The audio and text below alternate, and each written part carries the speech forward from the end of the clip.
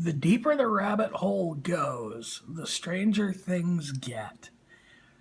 So, I'm in the hunt for parts, waiting on things to show up from strange places, and so I figured, I'll start tearing things apart, figuring on a little bit of gunk. I wasn't figuring on incorrect assembly. So welcome back to garageLaverty, where the beer's always cold and shit's unfortunately broken tonight. So, in case you couldn't tell what you're looking at, you're looking at the, I believe they're CVK30 key-in carburetors off of the ZXR250. So I've taken off both ends of the carbs, but not dug too deeply into everything with the floats and jets.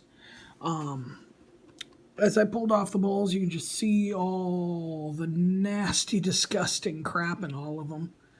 And those are going to get a cleaning, but I got to wait for the new gaskets to replace these to show up. So everything's just getting pulled apart, and I'll figure out what's going on with it later. Diaphragms all look good. The needles all look good. I feel like they could probably use a quick wipe down with some brake clean, but there's no real huge varnish issues on them or anything like that. But, okay, come on. There we go. Wait, can we focus? Maybe? All right. So they all look okay, and all four of these jets are marked with, the same indicator, N76U, if I recall correctly. So, yeah, those things are coming together nicely, and I started tearing things apart. And what I came up with was these little guys here, and I'm still learning how a carburetor works. But the one thing I read is that this is supposed to have these little guys, which I guess it's a jet. Like I said, I'm still learning. I don't know if this holder thing is the jet or if this is the jet, but this would make sense.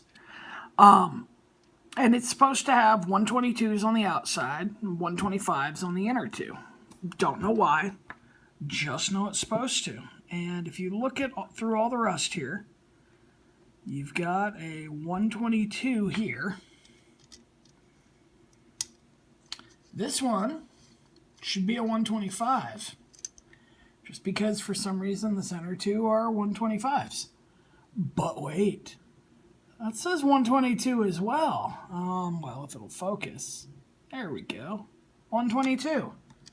Something is rotten in Denmark here. I'm like, well, crap. If I've got 122s all across, maybe there's something I don't know. So I kept digging, and, well, shit. That's a 125. So, when I got out to the end, I wasn't all that shocked to find out that, in fact, the final one is a 125 as well. So somebody's been in these carburetors. Somebody has misassembled them when they put them back together, and all the little things that keep this bike from running right make more and more sense all the time. So, like I said in the last video, or maybe I wrote it in the teaser for it or whatever, if shortcuts were actually worth a damn, they'd just be called the way. So I guess there's really no shortcutting any of this anymore. I pretty much committed to tearing these completely down, bit by bit, end for end, and seeing what I come up with and learning a whole hell of a lot in the process. Hopefully I don't have to use the Dremel again. So, when I pulled these out of the bike, one of the black caps was missing a bolt. Never a comforting thing to see. Today, I had to cut myself a nice slot in one of them to get it out. So I got to order a couple new ones. Any day you have to use a Dremel on a carburetor is probably not a good day. But, yeah, so short update today, not too much. I'm going to get freaky with some brake clean. I'm going to buy a couple more screws, and I'm going to figure out how each of these carburetors comes apart. But from this level, I'm only taking them apart one at a time. I cannot get parts mixed up. It'll end terribly. Wouldn't expect to see an update for probably about a week or so. The weather's shitty out here, so I'm not missing out on any real bike riding time.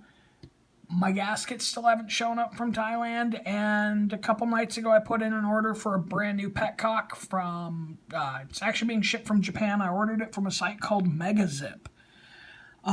So, yeah, that was $100 I wasn't planning on spending, but I'm not going to troubleshoot leaks through the petcock. I can't figure out what US bike uses the same diaphragm, and at this point, skip it. I'll throw a couple bucks at it if it makes it go any faster. And makes it a little more predictable, and I don't wake up to gas all over my garage floor and shit like that. So, until next time, it doesn't look like I'm going to get to, but if you can, go ride a bike.